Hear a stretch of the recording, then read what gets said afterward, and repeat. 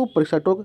आज के इस वीडियो में हम डिस्कस करेंगे नई राष्ट्रीय शिक्षा नीति, जो कि आपकी एग्ज़ाम की दृष्टि से काफ़ी ज़्यादा इम्पोर्टेंट टॉपिक है।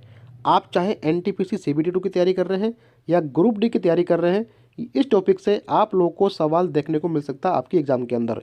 करंट अफेयर का बहुत ही शानदार टॉपिक है दोस्तों। आप देखिएगा, हर एक पॉइंट अपने आप में काफ़ी ज़बरदस्त है और हर एक पॉइंट से आपको सवाल देखने को मिल सकता है। दोस्तों वीडियो शुरू करते हैं। दोस्तों हमारा जो पहला पॉइंट है वो आप लोग के सामने है कि 29 जुलाई 2020 को मानव संसाधन विकास मंत्री रमेश पोखरियाल निशंक द्वारा नई शिक्षा नीति की घोषणा की गई थी। काफ़ी इंपॉर्टेंट सवाल है। दोस्तों हमारा जो नेक्स्ट पॉइंट है वो है, यह शिक्षा नीति 1986 में आई शिक्षा नीति को 34 सालों के बाद रिप्लेस करने जा रही है। जी हाँ दोस्तों, 2020 के अंदर जो शिक्षा नीति आई है ये 34 सालों के बाद आई है। दोस्तों हमारा नेक्स्ट पॉइंट है, नई राष्ट्रीय शिक्षा नीति का निर्माण इसरो के प्रमुख के कस्तूरी रंगन समिति की सिफारिश पर की गई है। दोस्तों काफ़ी इम्पोर्टेंट लाइन ये, और यहाँ से सीधा सीधा सवाल आप लोगों को एग्जाम के अंदर देखने को मिल सकता है। दोस्तों हमारा नेक्स्ट पॉइंट है, नई राष्ट्रीय शिक्षा नीति 2020 जो भी आई है ये स्वतंत्र भारत की तीसरी शिक्षा नीति है। दोस्तों ये भी काफ़ी इंपॉर्टेंट पॉइंट है। दोस्तों बढ़ते हमारे नेक्स्ट पॉइंट की तरफ, मानव संसाधन विकास मंत्रालय का नाम बदलकर शिक्षा मंत्रालय कर दिया गया है। काफ़ी इम्पोर्टेंट और ज़बरदस्त लाइन है, यहाँ से सीधा सीधा सवाल आप लोगों को एग्जाम के अंदर देखने को मिल सकता है।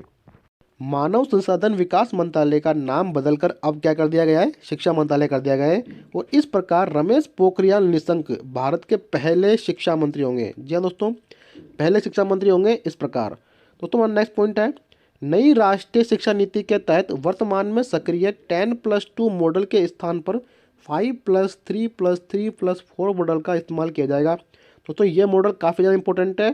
सीधा सीधा सवाल आप लोगों से पूछा जाएगा कि वर्तमान में जो मॉडल कार्यरत था 10+2 मॉडल, उसके स्थान पर किस मॉडल को इस्तेमाल किया जाएगा नई राष्ट्रीय शिक्षा नीति के अंदर। तो 5+3+3+4 मॉडल का इस्तेमाल किया जाएगा। दोस्तों नेक्स्ट पॉइंट भी काफ़ी ज़बरदस्त है कि नई राष्ट्रीय शिक्षा नीति 2020 में जीडीपी का 6% खर्च करने का लक्ष्य रखा गया है। तो काफ़ी इंपॉर्टेंट पॉइंट है और सीधे से सवाल आप लोगों के एग्जाम के अंदर देखने को मिल सकता है। तो जीडीपी का 6% खर्च करने का लक्ष्य रखा गया है, जो कि वर्तमान में अभी 4.43% है। दोस्तों हमारा नेक्स्ट पॉइंट का लिखा हुआ है कि नई शिक्षा नीति के तहत वर्ष 2030 तक माध्यमिक स्तर तक एजुकेशन फॉर ऑल का लक्ष्य रखा गया है। दोस्तों देखिएगा कि 2030 तक माध्यमिक स्तर पर एजुकेशन फॉर ऑल का लक्ष्य रखा गया है। यानी कि दोस्तों सरकार का लक्ष्य है कि माध्यमिक स्तर तक कोई भी छात्र शिक्षा से वंचित नहीं होना चाहिए, इसलिए एजुकेशन फॉर ऑल का लक्ष्य रखा गया है 2030 तक।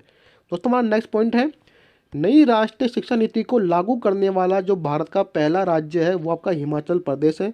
काफ़ी इंपॉर्टेंट है और 100% यहाँ से सवाल आप लोगों को एग्जाम के अंदर देखने को मिल सकता है। दोस्तों हमारा नेक्स्ट पॉइंट है कि जो नई राष्ट्रीय शिक्षा नीति है 2020, इसको लागू करने वाला भारत का दूसरा राज्य कौन सा है, तो मध्य प्रदेश है। पहला आपका हो गया हिमाचल प्रदेश और दूसरा हो गया आपका मध्य प्रदेश। दोनों ही पॉइंट काफ़ी इंपॉर्टेंट है, एग्जाम के अंदर पूछ सकते हैं। दोस्तों हमारा नेक्स्ट पॉइंट है, भारत की पहली शिक्षा नीति 1968 में इंदिरा गांधी की सरकार के समय आई थी। दोस्तों आप जानिएगा कि 1968 में पहली बार भारत के अंदर शिक्षा नीति आई थी, जो कि इंदिरा गांधी के सरकार के समय आई थी और इसका सुझाव कोठारी आयोग ने दिया था। दोस्तों काफ़ी इंपॉर्टेंट लाइन है और एग्जाम के अंदर सीधा आपसे सवाल पूछ सकता है कि पहली शिक्षा नीति कब आई थी, तो 1968 में आई थी, इंदिरा गांधी के टाइम पर आई थी और कोठारी आयोग ने इसका सुझाव दिया था। दोस्तों हमारा नेक्स्ट पॉइंट है, भारत की दूसरी शिक्षा नीति 1986 में आई थी राजीव गांधी की सरकार के टाइम पर। तो दोस्तों देखिएगा कि पहली शिक्षा नीति आई थी आपकी 1968 में इंदिरा गांधी की सरकार के टाइम पर और दूसरी शिक्षा नीति आई थी आपकी 1986 में राजीव गांधी की सरकार के टाइम पर। और अब 34 सालों के बाद 2020 के अंदर नई राष्ट्रीय शिक्षा नीति आई है। दोस्तों काफ़ी इंपॉर्टेंट पॉइंट आप लोग को बताए हैं, यहाँ से सीधा सवाल आप लोगों को एग्जाम के अंदर देखने को मिल सकता है। दोस्तों मिलते हैं आपसे नेक्स्ट वीडियो में एक धमाकेदार टॉपिक के साथ। तब तक के लिए जय हिंद, जय भारत।